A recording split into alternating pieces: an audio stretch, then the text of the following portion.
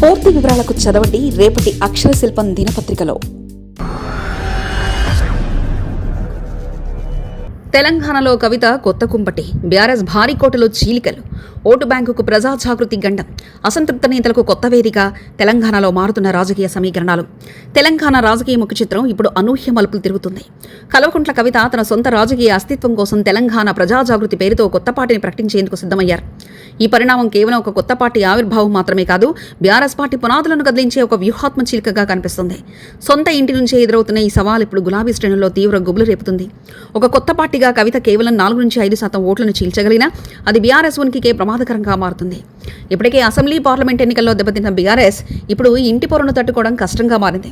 ముఖ్యంగా తెలంగాణ సెంటిమెంట్, సాంస్కృతిక అంశాలపై పట్టున్న కవిత బీఆర్ఎస్ కోరు ఓటర్లను తనవైపు తిప్పుకుంటే ఆ పార్టీ కోలుకోవడం అసాధ్యం కావచ్చు.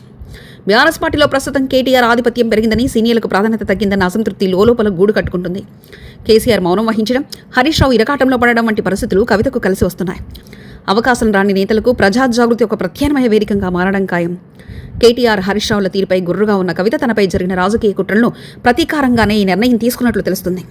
పార్టీ వర్కింగ్ ప్రెసిడెంట్ కేటీఆర్ కూడా ఎక్కడా తగ్గి ఉండకపోవడం కవితలో సర్దుకుపోయే ప్రసక్తే లేదని సంకేతాలు ఇస్తున్నారు. అటు తండ్రిగా కేసీఆర్ వారించలేక, ఇటు పార్టీని కాపాడుకోలేక మౌనం వహిస్తున్నారు. ఈ అంతర్గత కలహాలు బీఆర్ఎస్ బలహీనపడడానికి ప్రధాన కారణం కానున్నాయి. తనను దూరం పెట్టిన నేతలకు గట్టిపాటను చెప్పడమే కవిత లక్ష్యంగా కనిపిస్తుంది. మారుతున్న రాజకీయ సమీకరణాలు, ఢిల్లీ లిక్కర్ స్కామ్ నుంచి బయటపడిన తర్వాత బాధితురాలుగా ప్రజల్లోకి వెళ్లాలని కవిత యోచిస్తున్నారు. వ్యక్తిగా వెళ్తున్నారు, రాజకీయ శక్తిగా తిరిగి వస్తానన్న ఆమె నినాదం ఇప్పుడు బీఆర్ఎస్ అధినాయకత్వానికి కంటి మీద కొనుకు లేకుండా చేస్తుంది. కవిత చీల్చే ప్రతి ఓటు కూడా బీఆర్ఎస్ విజయావకాశాలను దెబ్బతీస్తుంది.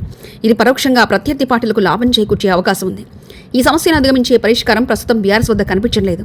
కవిత చేసే అధికారిక ప్రకటనతో తెలంగాణలో సరికొత్త రాజకీయ యుద్ధం మొదలు కానుంది. మరి ఈ గండాన్ని కేసీఆర్ ఎలా అధిగమిస్తారో చూడాలి.